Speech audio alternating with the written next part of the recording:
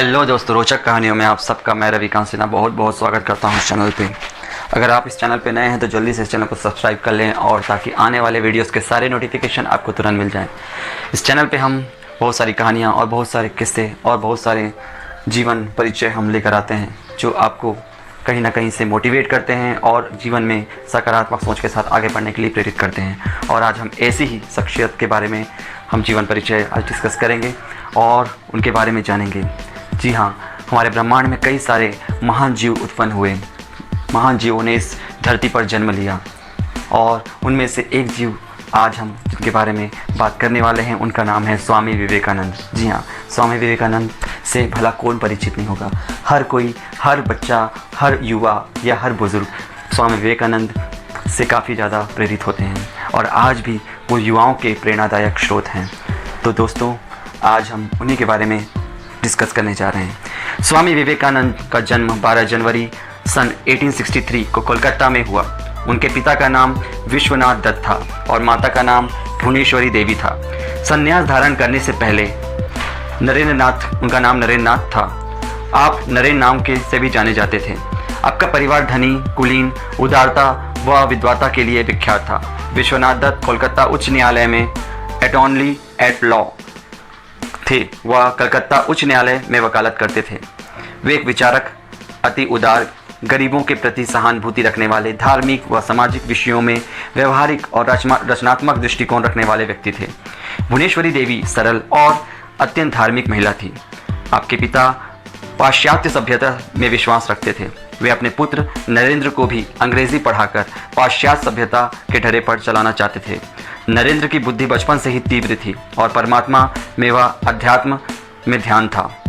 इस हेतु आप पहले ब्रह्म समाज में गए, किंतु वहां आपके चित्त संतुष्ट न हुआ। इस बीच आपने कोलकाता विश्वविद्यालय से बीए उत्तीर्ण कर ली और कानून की परीक्षा की तैयारी करने लगे। इसी समय में आप अपने धार्मिक व आध्यात्मिक संशयों की निवारण हेतु अनेक लोगों से मिले, लेकिन कहीं भी आपकी शंकाओं का समाधान न मिला। एक दिन आपके एक संबंधी आपको रामकृष्ण परमहंस के पास ले गए। स्वामी रामकृष्ण परमहंस ने नरेंद्र दत्त को देखते ही पूछा, क्या तुम धर्म विषयक कुछ भजन गा सकते हो? नरेंद्र दत्त ने कहा, हाँ, गा सकता हूँ। फिर नरेंद्र ने 2-3 भजन अपने मधुर स्वरों में गाए। आपके भजन से स्वामी परमहंस अत्यंत प्रसन्न हुए। तभी से नरेंद्र दत्त स्वामी परमहंस का सत्संग करने लगे और उनके शिष्य बन गए। अब आप वेदांत मत के दृढ़ अनुयायी बन गए थे। 16 अगस्त सन 1886 को स्वामी परमहंस परलोक सिधार गए। 1887 से 1892 के बीच स्वामी विवेकानंद अज्ञातवास में एकांतवास में साधनारत रहने के बाद भारत भ्रमण पर रहे। आप वेदांत और योग को पश्चिम संस्कृति में प्रचलित करने के लिए महत्वपूर्ण योगदान देना चाहते थे। स्वामी विवेकानंद वेदांत के विख्यात और प्रभावशाली आध्यात्मिक गुरु थे। उनका वास्तविक नाम नरेंद्र नाथ दत्त था। आपने अमेरिका स्थित शिकागो में 1893 में आयोजित विश्व धर्म महासभा में भारत की ओर से सनातन धर्म का प्रतिनिधित्व किया था। भारत का वेदांत अमेरिका और यूरोप के हर एक देश में स्वामी विवेकानंद के कारण ही पहुंचा। आपने रामकृष्ण मिशन की स्थापना की जो आज भी अपना काम कर रहा है। आप स्वामी रामकृष्ण परमहंस के सुयोग्य व प्रतिभावान शिष्य थे। आपको अमेरिका में दिए गए अपने भाषण की शुरुआत मेरे अमेरिकी भाइयों और बहनों के लिए जाना जाता है। बात करें, स्वामी विवेकानंद जी का डेथ हुआ था 4 जुलाई 1902। स्वामी विवेकानंद ने अपने भाषणों और लेखन में कई स्थानों पर पवहारी बाबा का उल्लेख किया है। पवहारी यानी पवन का आहार करने वाला। पवहारी बाबा के बारे में प्रसिद्ध था कि वे कुछ आहार नहीं लेते थे। स्वामी विवेकानंद इस विचित्र साधु से बहुत प्रभावित हुए और उन्होंने पवहारी बाबा की जीवनी भी लिखी। पवहारी बाबा एक गुफा में रहते थे। गुफा के भीतर दिनों महीनों तक निरंतर साधना में डूबे रहते थे। इतने लंबे समय में वह क्या खाया करते थे कोई नहीं जानता था, इसलिए लोगों ने उनका नाम रख दिया था पवहारी बाबा। पवहारी शब्द का यहाँ अर्थ पवन का आहार करने वाला, अर्थात जो केवल मात्र वायु पान करके ही जीवन निर्वाह करते थे। बात करें उनके जीवन की एक अनोखी कहानी की। एक बार स्वामी विवेकानंद अपने आश्रम में सो रहे थे कि तभी एक व्यक्ति उनके पास आया जो बहुत दुखी था और आते ही स्वामी विवेकानंद जी के चरणों में गिर पड़ा और बोला, महाराज, मैं अपने जीवन में खूब मेहनत करता हूँ, हर काम खूब मन लगा कर भी करता हूँ, फिर भी आज तक मैं कभी सफल व्यक्ति नहीं बन पाया। उस व्यक्ति की बात सुनकर स्वामी विवेकानंद ने कहा, ठीक है, आप मेरे इस पालतू कुत्ते को थोड़ी देर तक घुमा कर लाएं, तब तक आपकी समस्या का समाधान ढूंढता हूँ। इतना कहने के बाद वह व्यक्ति कुत्ते को घुमाने के लिए चला गया और फिर कुछ समय बीतने के बाद वह व्यक्ति वापस आया तो स्वामी विवेकानंद ने उस व्यक्ति से पूछा कि यह कुत्ता इतना हाफ क्यों रहा है, जबकि तुम थोड़े से भी थके हुए नहीं लग रहे हो, आखिर ऐसा क्यों हुआ। इस पर उस व्यक्ति ने कहा कि मैं तो सीधा अपने रास्ते पर चल रहा था, जबकि यह कुत्ता इधर उधर रास्ते भर भागता रहा और कुछ भी देखता तो उधर ही दौड़ जाता था, जिसके कारण यह इतना थक गया है। इस पर स्वामी विवेकानंद ने मुस्कुराते हुए कहा, बस यही तुम्हारे प्रश्नों का जवाब है। तुम्हारी सफलता की मंजिल तो तुम्हारे सामने ही होती है, लेकिन तुम अपने मंजिल के बजाय इधर उधर भागते हो, जिससे तुम अपने जीवन में कभी सफल नहीं हो पाए। यह बात सुनकर उस व्यक्ति को समझ आ गया कि यदि सफल होना है तो हमें अपनी मंजिल पर ध्यान देना चाहिए। उनकी गुरु भक्ति के बारे में बात करें तो एक बार किसी शिष्य ने गुरुदेव की सेवा में घृणा और निष्क्रियता दिखाते हुए नाक बीसी कोड़े। यह देखकर विवेकानंद को काफ़ी क्रोध आ गया। वे अपने उस गुरु भाई को सेवा का पाठ पढ़ाते और गुरुदेव की प्रत्येक वस्तु के प्रति प्रेम दर्शाते हुए उनके बिस्तर के पास रक्त, कफ आदि से भरी थूकदानी उठाकर फेंकते थे। गुरु के प्रति ऐसी अनन्य भक्ति और निष्ठा के प्रताप से ही वे अपने गुरु के शरीर और उनके दिव्यात्म आदर्शों की उत्तम सेवा कर सके, गुरुदेव को समझ सके और स्वयं के अस्तित्व को गुरुदेव के स्वरूप में विलीन कर सके और आगे चलकर समग्र विश्व में भारत के अमूल्य आध्यात्मिक भंडार में की महक फैला सके। ऐसी थी उनके इस महान व्यक्तित्व की नींव में गुरु भक्ति, गुरु सेवा और गुरु के प्रति अनन्य निष्ठा, जिसका परिणाम सारे संसार ने देखा। स्वामी विवेकानंद अपना जीवन अपने गुरुदेव रामकृष्ण परमहंस को समर्पित कर चुके थे।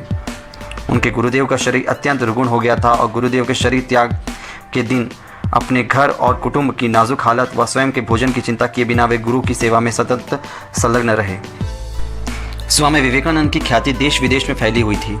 एक बार की बात है, विवेकानंद समारोह के लिए विदेश गए थे और उनके समारोह में बहुत से विदेशी लोग आए हुए थे। उनके द्वारा दिए गए एक स्पीच में एक विदेशी महिला बहुत ही प्रभावित हुई और वह विवेकानंद के पास आई और स्वामी विवेकानंद से बोली कि मैं आपसे शादी करना चाहती हूँ ताकि आपके जैसा ही मुझे गौरवशाली पुत्र की प्राप्ति हो। इस पर स्वामी विवेकानंद बोले कि क्या आप जानती हैं कि मैं एक सन्यासी हूँ, भला मैं कैसे शादी कर सकता हूँ।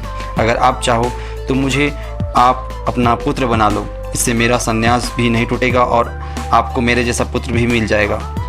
यह बात सुनते ही वह विदेशी महिला स्वामी विवेकानंद के चरणों में गिर पड़ी और बोली, आप धन्य हैं, आप ईश्वर के समान हैं, जो किसी भी परिस्थिति में अपने धर्म के मार्ग से विचलित नहीं होते।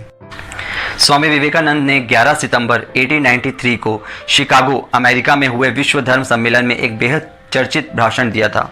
विवेकानंद का जब भी जिक्र आता है उनके इस भाषण की चर्चा ज़रूर होती है। विवेकानंद का यह भाषण इस प्रकार था, अमेरिकी भाइयों और बहनों, आपके इस स्नेहपूर्ण और जोरदार स्वागत के लिए मेरा हृदय अपार हर्ष से भर गया है। मैं आपको दुनिया की सबसे प्राचीन संत परंपरा की तरफ से धन्यवाद देता हूँ।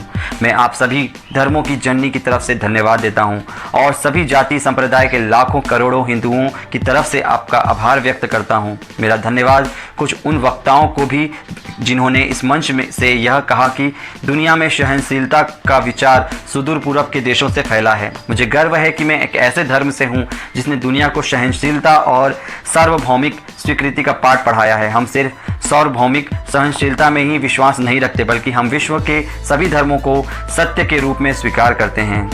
मुझे गर्व है कि मैं एक ऐसे देश से हूँ जिसने इस धरती के सभी देशों और धर्मों से के परेशान और सताए गए लोगों को शरण दी है।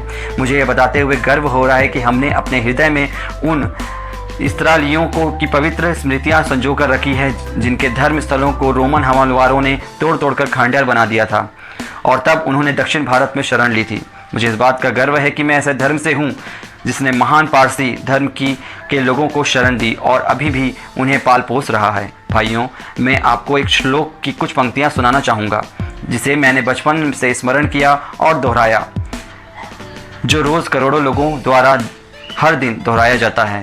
जिस तरह अलग अलग स्रोतों से निकली विभिन्न नदियाँ अंत में समुद्र में जाकर मिलती हैं, उसी तरह मनुष्य अपनी इच्छाओं के अनुरूप अलग अलग मार्ग चुनता है। वे देखने में भले ही सीधे या टेढ़े मेढ़े लगें, पर सभी भगवान तक ही जाते हैं। वर्तमान सम्मेलन जो कि आज पुस्तक की सबसे पवित्र सभाओं में से एक है। गीता में बताए गए इस सिद्धांत का प्रमाण है, जो भी मुझ तक आता है, चाहे वह कैसा भी हो, मैं उस तक पहुंचता हूं। चाहे कोई भी रास्ता चुने, आखिर मुझ तक ही पहुंचते हैं। सांप्रदायिकताएं, कटुताएं और भयानक वंशज हठ धर्मिता लंबे समय से पृथ्वी को अपने शिकंजों में जकड़े हुए हैं। इन्होंने पृथ्वी को हिंसा से भर दिया है। कितनी बार ही हर धरती खून से लाल हुई है, कितनी ही सभ्यताओं का विनाश हुआ है और ना जाने कितने देश नष्ट हुए हैं। अगर ये भयानक राक्षस नहीं होते तो आज मानव समाज कहीं ज़्यादा उन्नत होता, लेकिन अब उनका समय पूरा हो चुका है। मुझे उम्मीद है कि आज इस सम्मेलन का शंखनाद भी हठ धर्मीयताओं, हर तरह के क्लेश, चाहे वह तलवार से हो या कलम से, और सभी मनुष्यों के बीच दुर्भावनाओं का विनाश करेगा। तो ये थी स्पीच उनकी, जो स्वामी विवेकानंद जी ने शिकागो में दिया था। बात करें स्वामी विवेकानंद जी की मृत्यु के बारे में।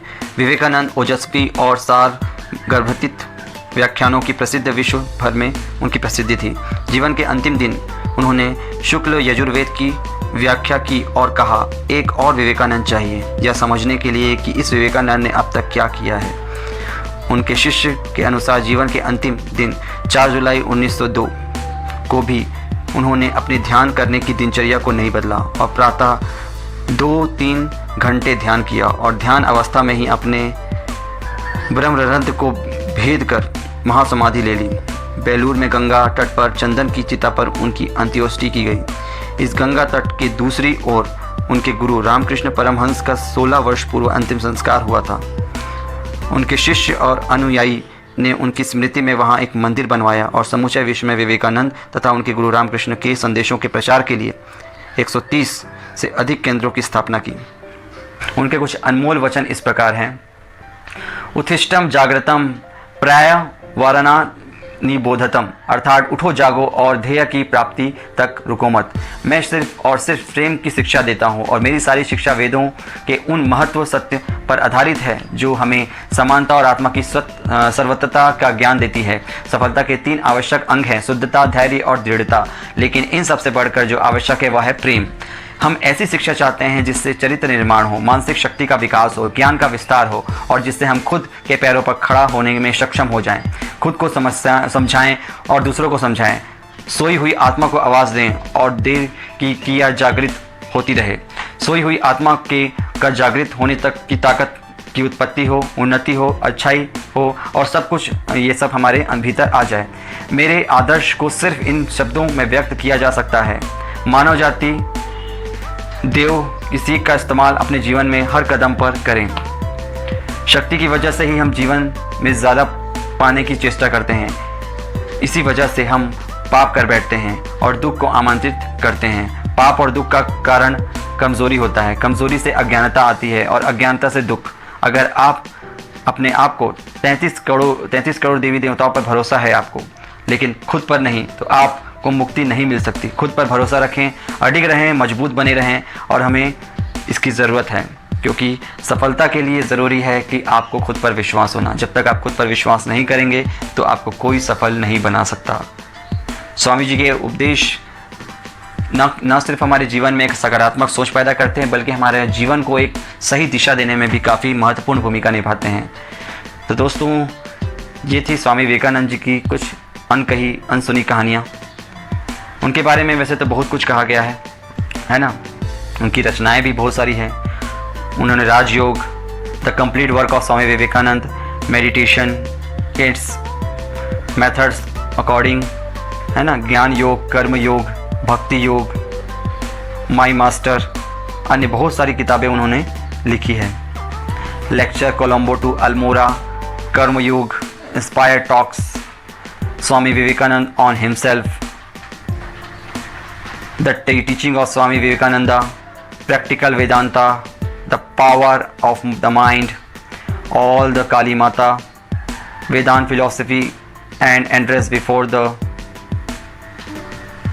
inspiring thoughts, letters of Swami Vivekananda, sisters and brothers of America, East and West, reflection, Bhagavad Gita answered by, viewed by Swami Vivekananda, modern India, Chicago addresses, rousing call to Hindu nation, my India, the India eternal, वर्तमान Bharat, living at the solace, the complete works of Swami Vivekananda, Shri Ramakrishna Paramahamsa, as I saw him, व्यक्तित्व का विकास, personality development, the 4 yogas to the 4th of July, the 4 path of self, the yoga sutras of Patanjali, poems, my life and mission, Sadananda, the idea of education, bhakti or devotion, Rajyoga, work and its secret, pearls of wisdom, complete book of योग,